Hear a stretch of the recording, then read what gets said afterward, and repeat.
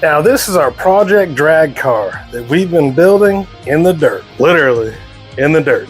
It started out as a $1,000 roller I bought on Facebook Marketplace, stripped down, cut up, welded, drilled, fabbed, wrenched, and built up to what it is currently.